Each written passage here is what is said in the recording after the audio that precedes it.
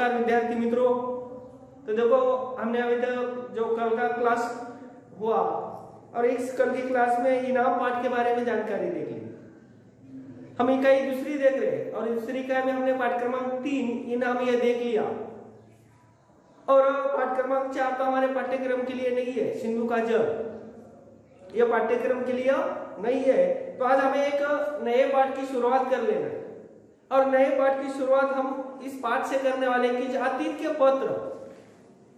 अभी जो अतिथि प्रमुख व्यक्ति है और ये जो पत्र एक व्यक्ति दूसरे व्यक्ति को पत्र लिख रहा है और उस व्यक्ति पत्र का उत्तर किस तरह से लिख रहा है। अभी अतिथि कौन है? एक नंबर एक अतिथि विनोबा भावे और दूसरा अतिथि कौन है? महात्मा गांधी। अब ये जो अतीत है, एक अतीत समझो विनोबा भावे पहले गांधी जी को पत्र लिख रहे हैं और गांधी जी उस पत्र का उत्तर विनोबा भावे को किस तरह से दे रहे, ये दो पत्र हमें इस पाठ में देख लेना है। और ये दो पत्र देखते समय एक दूसरे को उन्होंने पत्र में क्या संदेश दे दिया, किस तरह का संदेश दे दिया, यह भी हम आज यहाँ इस पाठ के माध्यम से देखने जाए।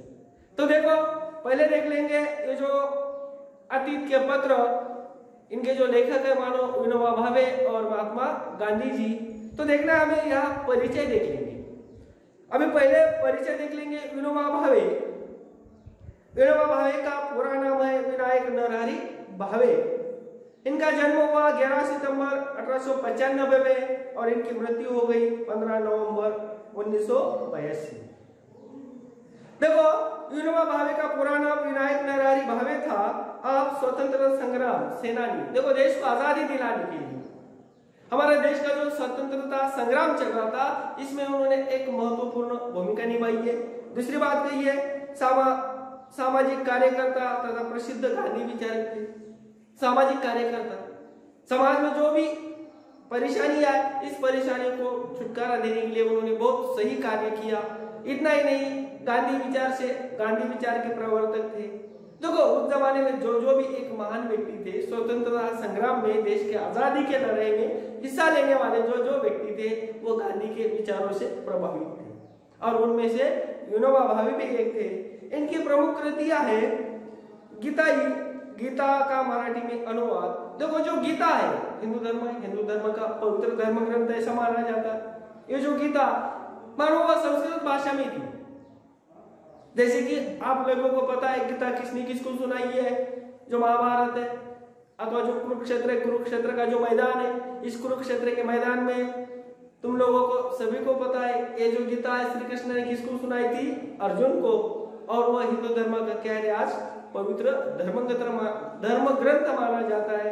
और यह उसी जब भी ये सुनाई गई, जब भी लिखी गई वह संस्कृत भाषा में थी। लेकिन ये जो विनोबा भावे ने उस गीता का मराठी भाषा में अनुवाद किया।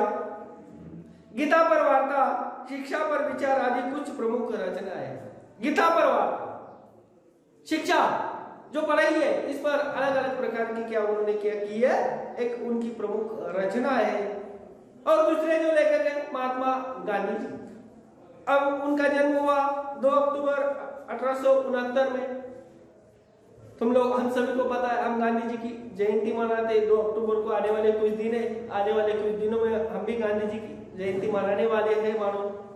और इनकी मृत्यु हुई 30 जनवरी 1948 में। अब यहाँ तुम लोगों को पता है हमें मृत्यु हुई इतने के लिए, गांधी जी की मृत्यु हुई या हत्या हुई हम सभी को पता। लेकिन हमें यहाँ सिर्फ इतना पता है कि 30 जनवरी 1948 देश को आजादी मिलने के कुछ दिन बाद ही गांधी जी की मानो मौत हुई है। और देखो गांधी जी का पूरा नाम मोहनदास करमचंद गांधी था। महात्मा गांधी जी का आप किसी को भी पता है, मोहनदास करमचंद गांधी। और आप भारतीय स्वतंत्रता आंदोलन के प्रमुख राजनीतिक एवं आध्यात्मिक नेता थे। हमारे देश का जो स्वतंत्रता आंदोलन चल रहा था, इस स्वतंत्रता आंदोलन का एक प्रमुख राजनीतिक नेता कौन थे? महात्मा गांधी थे। इनकी प्रमुख कृतियां है सत्य के साथ मेरे प्रयोग। देखो गांधी जी ने कभी हाथ में हथियार लेकर लड़ाई नहीं की अंग्रेजों के खिलाफ। जब भी उन्होंने लड़ाई की उनका हथियार एक ही था, कलम। सत्याग्रह अनशन, यही उनके मुख्य क्या थे, अंग्रेजों के खिलाफ लड़ने के हथियार थे।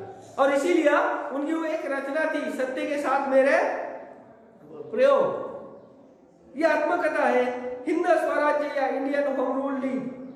यह देखो उन्होंने एक हिंद स्वराज्य अथवा होम रूल, जैसे हम इतिहास पढ़ते समय होम रूल ये जो भी संगठन थी उसमें जो लोकमान्य तिलक के बाद ये महात्मा गांधी ने किस तरह से चलाई है ये तो तुम लोगों को पता ही है। और दूसरी बात है, इनके अतिरिक्त लगभग प्रत्येक दिन अनेक व्यक्ति और समाचार पत्रों के लिए लेखन करते थे। इसके अलावा अतिरिक्त प्रत्येक व्यक्ति अथवा समाचार पत्र इनके बारे में भी वो हर दिन लिखन करते थे, हर दिन, क्योंकि देश को आजादी नहीं थी, लोगों में बदलाव लाना जरूरी था। देश को आजादी दिलाने के लिए किस तरह से प्रयत्न करना होगा, यह महात्मा गांधी जी के कदमों पर चलकर बहुत से लोगों ने जन आंदोलन तक किए हैं। आगे इस जो पाठ संबंधी, इस गद्य संबंधी हुआ हमें एक दूसरे को पत्र किस तरह से लिख रहे हैं, और पत्र लिखते समय विनोबा भावे मानो महात्मा गांधी जी को पहला पत्र लिख रहे हैं, और उस पत्र का उत्तर महात्मा गांधी जी उन्हें किस तरह से दे रहे, ये हमें इस पाठ के माध्यम से देख लेना। देखो यहाँ पढ़ने के लिए हमें बता दिया, गांधी जी द्वारा लिखित मेरे सत्य के प्रयोग आत्मकथा पुस्तक का कोई अंश पढ़िए। पढ़ते समय एक बात कहिए, गांधी जी के जो मेरे सत्य के प्रयोग है ये किताब पढ़ लो, इनकी आत्मकथा पढ़ लो, ऐसा भी यहाँ कहा। लेकिन ये जो प्रस्तुत गद्य है, इस प्रस्तुत गद्य के बारे में हमें क्या संदेश देते हैं? यहाँ प्रथम पत्रों में विनोबा भावे जी का दृढ़ निश्चय, देश सेवा व्रत। देखो यहाँ पर ये पाठ देखते समय यहाँ पर सबसे पहले विनोबा भावे गांधी जी को पत्र लिख रहे हैं, और उस पत्र में हमें यहाँ गांधी जो विनोबा भावे, उस विनोबा भावे का दृढ़ निश्चय, जो भी फैसला था वो एक निश्चित फैसला करते थे। दूसरी बात कही है, देश सेवा करवत व्रत, अपना परिवार छोड़कर, घरदार छोड़कर, घर वालों को अथवा अपने जो भी एक माहौल है इस सभी माहौल को छोड़कर उन्होंने क्या किया था, देश सेवा करने का व्रत लिया था। और देश सेवा उन सभी के सामने एक ही थी, हमारे देश को अंग्रेजों से आजादी दिलाना। परिश्रम, मेहनत करने की उसमें उनमें क्या थी, जिद्दत थी। दूसरी बात बताई, अनुशासन एवं गांधी जी के प्रति समर्पण एवं श्रद्धा परिलक्षित होती है। देखो रूल के हिसाब, कानून के हिसाब से वही चलते थे। और इतना ही नहीं, गांधी जी के बारे में अथवा गांधी जी के प्रति समर्पण, गांधी जी जो कहेंगे उसी के लिए हर एक व्यक्ति क्या था, तैयार था। और गांधी जी के प्रति श्रद्धा उनके पत्र में दिखाई देती है। और दूसरे पत्र में गांधी जी का भावे जी के प्रति विश्वास।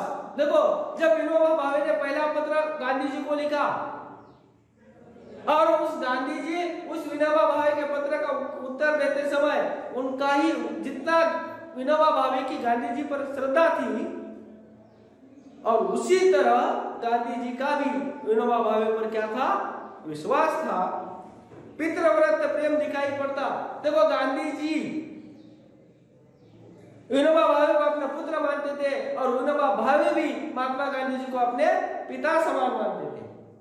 और इसी तरह यहाँ पर भी एक बात बताई कि एक पिता अपने बेटों को किस तरह से स्नेह देता है, उसी तरह महात्मा गांधी भी विनोबा भावे को क्या देते थे, एक प्रेम देते थे, स्नेह देते थे।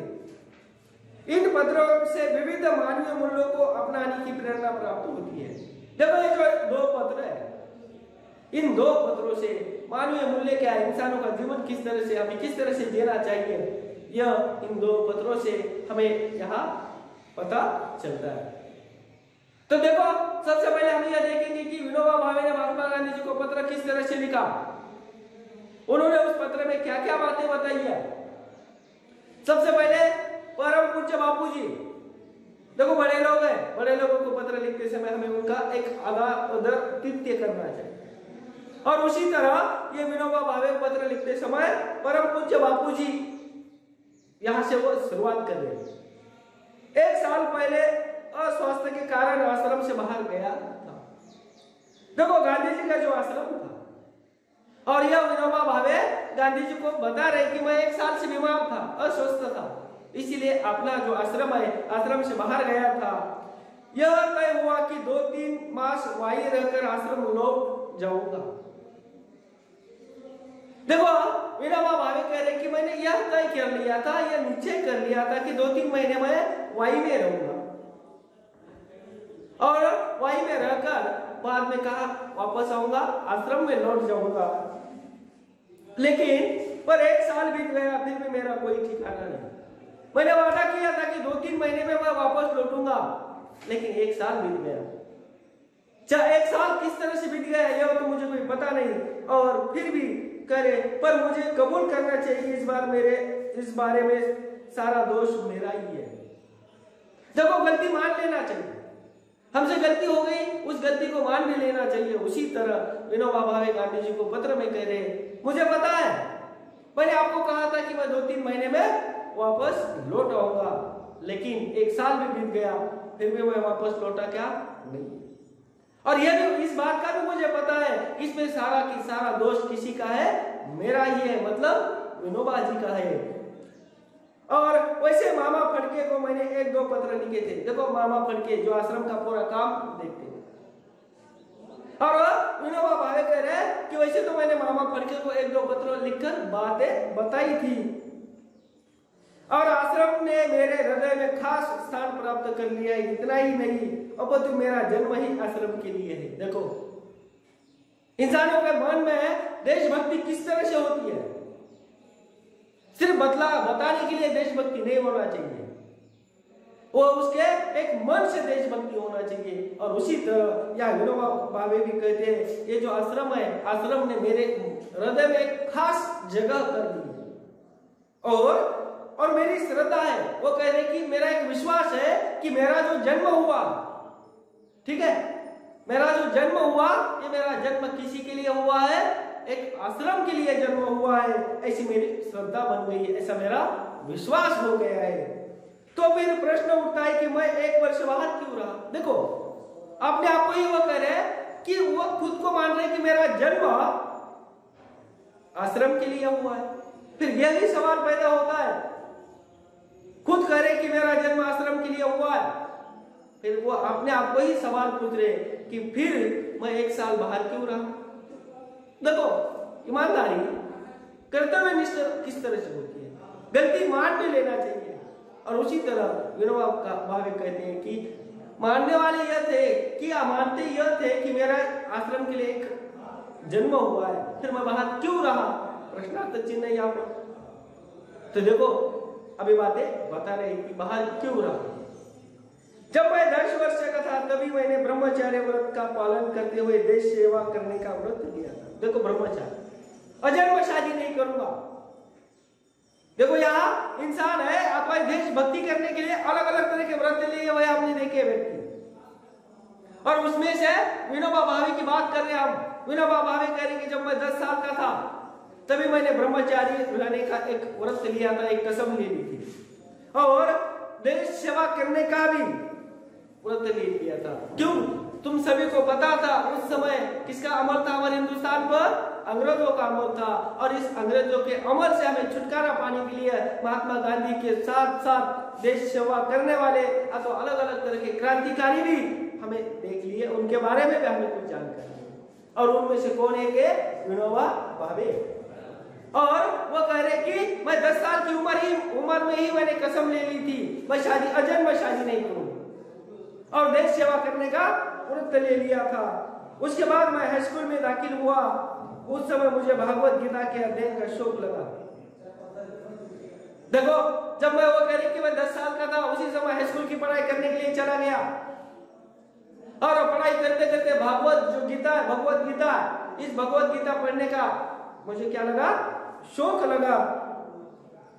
और पर मेरे पिताजी ने दूसरी भाषा के तौर पर फ्रेंच लेने की आज्ञा दी। देखो मुझे शौक था संस्कृत का, भागवत आपको भगवत गीता कौन सी भाषा में थी उसी समय, संस्कृत में थी, आज भी संस्कृत में, लेकिन उसका अन्य भाषा में अनुवाद हुआ, यह बात अलग है। देखो यहाँ वो कह रहे कि मेरे पिताजी अंग्रेजी या फ्रेंच भाषा लेने के लिए कह रहे थे, और मुझे शौक किस बात का था, भाषा का था, संस्कृत का था। और तो भी गीता का मेरा प्रेम कम नहीं हुआ था, और तभी से मैंने घर पर ही खुद ब खुद संस्कृत का अभ्यास शुरू कर दिया था। देखो मेरे पिता ने मुझे आज्ञा दी थी कि फ्रेंच भाषा लेनी चाहिए, और मेरा विश्वास किस पर था? संस्कृत भाषा पर था। फिर विनोबा भावे कहते मैंने घर बैठे बैठे घर पर ही मैंने जो संस्कृत भाषा है इस संस्कृत भाषा का अध्ययन करना शुरू कर दिया। मैं आपकी आज्ञा लेकर आश्रम में दाखिल हुआ, पर उसी समय वेदांत का अभ्यास करने का अच्छा मौका हाथ लगा। देखो ये जो साहित्य है, और वो करे ये जो अलग अलग तरह के संस्कृत साहित्य है, इस संस्कृत साहित्य का मुझे पढ़ाई करने का अच्छा मौका मेरे हाथ लगा। और वहीं में नारायण शास्त्री मराठे नामक एक अजन्म ब्रह्मचारी विद्वान विद्यार्थियों को वेदांत तथा दूसरे शास्त्र सिखाने का काम करते थे। देखो यहाँ पर उन्होंने एक बात दूसरी बताई है, वो नारायण शास्त्री नाम व्यक्ति है, अजन्म ब्रह्मचारी था, और यह अजन्म ब्रह्मचारी व्यक्ति अन्य भाषा सिखाने का क्या करते थे? काम करते थे। विद्यार्थियों को अलग अलग तरह की भाषा सिखाने का काम करते थे, और उनके पास उपनिषदों का अध्ययन करने का लोभ मुझे हुआ। उपनिषद जो निषेध होते अलग अलग तरह के, जो 9 उपनिषद है, इन 9 उपनिषदों का अध्ययन करने का मुझे क्या मिला? मौका मिला। और इस लोभ के कारण वहीं में ही ज्यादा समय रहा गया। इतने समय मैंने क्या क्या किया यह लिखता हूं। जब महात्मा गांधी जी को पत्र में वो कह रहे इसीलिए मैं वहीं में रहने का मुझे लोभ हुआ। जैसे मैंने कहा था कि सिर्फ 2-3 महीने में मैं लौट आऊंगा, लेकिन 1 साल किस तरह से बीता यह मुझे भी नहीं पता चला। लेकिन मैंने भाई में रहकर क्या क्या किया?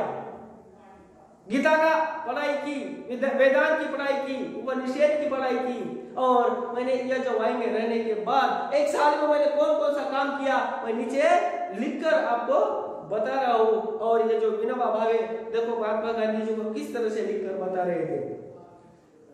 सबसे पहले बताया जिस लोभ के खातिर मैं इतने दिनों आश्रम से बाहर रहा, मेरा वो लोभ और उनका कार्य नीचे लिखे अनुसार है। सबसे पहले एक लाइन में वो लिख रहे मैं किस लिए रहा, मेरा लोभ किस तरह से बढ़ता चला गया, या मैं नीचे एक सही तरह से लिखकर आपको बता रहा हूं। सबसे पहले वो लिख रहे देखो स्वास्थ्य सुधार के निमित्त पहले मैंने 10-12 मील घूमना शुरू किया। देखो तबियत खराब थी, तबियत सुधारना चाहिए। तबियत सुधारने के लिए सबसे पहले 10-12 मील दूर सुबह सुबह उठकर घूमना शुरुआत की। और ये सुबह सुबह उठकर घूमना हमारे तबियत के लिए, आत्मा स्वास्थ्य के लिए बहुत सही होता है। और इसीलिए मैंने भी कितनी मील घूमना शुरू किया? 10-12 मील घूमना शुरू किया। बाद में 6 से 8 सेर अनाज पीसना चालू किया। देखो उस समय ऐसी चक्की नहीं थी, इलेक्ट्रिक बिजलियों पर चलने वाली। जो हमारे घर जो चक्की थी ना, उस चक्की पर ही हर दिन पीसना पड़ता है। और चक्की पर पीसने समय जो कसरत अथवा जो मेहनत है ये बहुत मेहनत होती है। उसी तरह उन्होंने कहा हर दिन मैंने 8 सेर अनाज पीसना चालू किया। आज 300 सूर्य नमस्कार और घूमना। देखो सूर्य नमस्कार 300 हर दिन वो करे कि मैं कितने सूर्य नमस्कार करता हूँ? 300 सूर्य नमस्कार। घूमना यह मेरा व्यायाम है। सूर्य नमस्कार मामूली बात नहीं है। 300 सूर्य नमस्कार करना यह बहुत कठिन है। हम देखते हैं हम जैसे को 5 या 10 से ज्यादा 10 या 15 हम सूर्य नमस्कार कर सकेंगे, कर सकते हैं या नहीं करते हमें भी पता नहीं। लेकिन यह जो व्यक्ति है हर दिन कितने सूर्य नमस्कार करता था? 300 सूर्य नमस्कार करता था। घूमना, चक्की पर आटा पीसना, यह उनका हर दिन का क्या बन गया था? व्यायाम बन गया था। और इसी से मेरा स्वास्थ्य ठीक हो गया। देखो लेखक कह रहे, मैंने लेखक कहने के बजाय विनोबा भावे कह रहे कि मैंने इतना हर दिन का जो मेरा जो एक है समय तालिका है, इस समय तालिका के अनुसार इतना मैं कार्य करता रहा, इसीलिए मेरा जो स्वास्थ्य बिगड़ा हुआ स्वास्थ्य था, यह बिगड़ा हुआ स्वास्थ्य क्या हो गया? ठीक हो गया। आहार के विषय में आगे लिख रहे, देखो खाने के बारे में। आहार सबसे महत्व हमारे शरीर के लिए सबसे महत्वपूर्ण होता है कि हमारा आहार क्या होना चाहिए, हमने क्या खाना चाहिए, क्या नहीं खाना चाहिए। ऐसा हमारा जो शास्त्र भी कहता है, अथवा हमारा जो आयुर्वेद को अथवा जो चिकित्सा शास्त्र है, ये सभी बातें हमें खाने के लिए आहार के बारे में बता रहे। और देखो यहाँ आहार के विषय में भी वो लिखकर बता रहे, पहले 6 महीने तक तो नमक खाया। तो हमारे शरीर है, सबसे शरीर की स्वास्थ्य खराब किससे होता है? ऐसा मानना विनोबा भावे का तो नमक से। और वो कह रहे पहले 6 महीने तो मैंने थोड़ा नमक खाया, बाद में उसे छोड़ दिया। देखो बाद में उस नमक को खाना भी मैंने छोड़ दिया।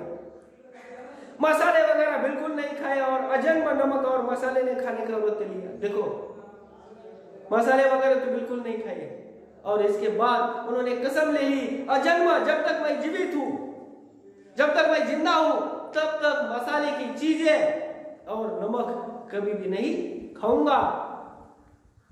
दूध शुरू किया। देखो ये जो मसाले की चीज और नमक नहीं खाऊंगा, ऐसी व्रत लेने के बाद, कसम लेने के बाद वो कह रहे मैंने क्या शुरू किया? दूध शुरू किया।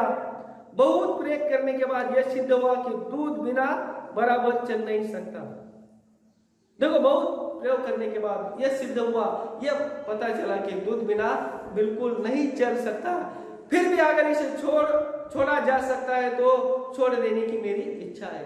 देखो यह बात तो मुझे पता है, बहुत प्रयोग करने के बाद यह सिद्ध होता है कि दूध के बगैर तो नहीं चल सकता भी, क्योंकि नमक खाने का व्रत, नमक न खाने का व्रत लिया है। मसाले की चीजें मरते दम तक नहीं खाऊंगा। अगर आपने कहा कि दूध भी छोड़ना चाहिए तो दूध भी छोड़ने का मेरी क्या है? इच्छा है।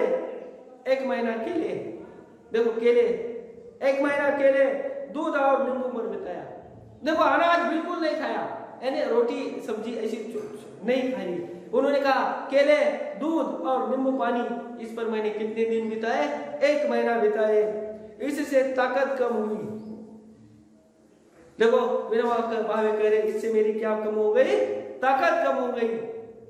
और फिर आगे नीचे लिख रहे कि कार्य क्या क्या किया। 1 साल में मतलब बाहर रहकर मैंने कार्य क्या क्या किए? गीता का वर्ग चलाया, इसमें 6 विद्यार्थियों को अर्थ सहित सारी गीता सिखाई बिना परिश्रमिक के। देखो सबसे पहले एक पहला कार्य बताया कि जो गीता है, भगवत गीता, इस भगवत गीता का वर्ग चलाया। और इस वर्ग में कितने विद्यार्थी थे? 6 विद्यार्थी थे। और इन 6 विद्यार्थियों को गीता का अर्थ समझाया और बिना परिश्रमक अथवा बिना पैसे लेने उन्हें मुफ्त में पढ़ाई दी। नंबर 2 का कार्य बताया, ज्ञानेश्वरी 6 अध्याय। अब तुम सभी लोगों को पता है ज्ञानेश्वरी जो ग्रंथ है, इस ग्रंथ में कितने अध्याय होते और उसमें से 6 अध्याय। इस वर्ग में 4 विद्यार्थी थे। देखो ज्ञानेश्वरी के भी जो 18 अध्याय मानो, उस 18 अध्यायों में से कितने अध्याय मैंने पढ़ा है? 6 अध्याय पढ़ा है। और ये 6 अध्याय पढ़ाने के लिए कितने विद्यार्थी थे? 4 विद्यार्थी थे। उपनिषद 9, इस वर्ग में 2 विद्यार्थी थे। देखो सबसे पहले बताया कि संस्कृत का वर्ग चलाया, उसके बाद ज्ञानेश्वरी के 6 अध्याय, उसके बाद उपनिषद 9। संस्कृत पढ़ाते समय विद्यार्थी कितने थे? सॉरी, गीता पढ़ाते समय विद्यार्थी कितने थे? 6 विद्यार्थी थे। ज्ञानेश्वरी के लिए 4 विद्यार्थी थे। उपनिषद पढ़ने के लिए विद्यार्थी थे 2। इसी तरह वो कार्य करते। नंबर 4 का कार्य किया हिंदी प्रसार। देखो हमारे देश की राष्ट्रभाषा हिंदी होना चाहिए, ऐसा आज नहीं, हजारों साल पहले से, यहाँ हजारों साल तो नहीं कहेंगे हम, कुछ साल पहले से ये चल रहा था। और उसी तरह ये जो विनोबा भावे ने हिंदी का भी प्रसार करने की कोशिश की है। वो कह रहे मैं स्वयं अच्छी हिंदी नहीं जानता, फिर भी विद्यार्थियों को हिंदी के समाचार पत्र पढ़ने पढ़ाने का क्रम रखा। देखो वो कह रहे इतनी अच्छी हिंदी तो मैं भी नहीं जानता, लेकिन जो विद्यार्थी थे इस विद्यार्थियों को हिंदी पढ़ने का क्रम जारी रखा। क्यों? हिंदी के जो समाचार पत्र है, अलग अलग तरह के पत्र पढ़ने का जो क्रम है, ये क्रम जारी रखा। 5 नंबर का कार्य बता रहे, अंग्रेजी 2 विद्यार्थियों को सिखाई। जो अंतरराष्ट्रीय भाषा आज हम कहते हैं, यह अंग्रेजी है, अंग्रेजी भी 2 विद्यार्थियों को सिखाई। नंबर 6, यात्रा लगभग 400 मील पैदल, 400 किलोमीटर समझो मील, या पैदल यात्रा की है, पैदल चलते करेंगे 400 मील, यानी हमारे आज यहाँ से अगर हम मुंबई तक का कहेंगे पैदल दूसरी बात बताइए, राजगढ़, सिंहगढ़, तोरणगढ़ आदि इतिहास प्रसिद्ध किले देखे। देखो हम अगर जो पुराने इतिहास में चले गए तो इसमें जो प्रसिद्ध किले हैं, राजगढ़ रहो, तोरणगढ़ रहो, सिंहगढ़ रहो, ऐसे जो प्रसिद्ध किले, ये प्रसिद्ध किले तक हमने देखे। इसी तरह वो कार्य क्या क्या कर रहे थे, ये कार्य हमें बता रहे हैं। और आगे उन्होंने कार्य क्या क्या किया, किस तरह से किया, ये हम आने वाले क्या क्लास में देख लेंगे। तब तक के लिए नमस्कार।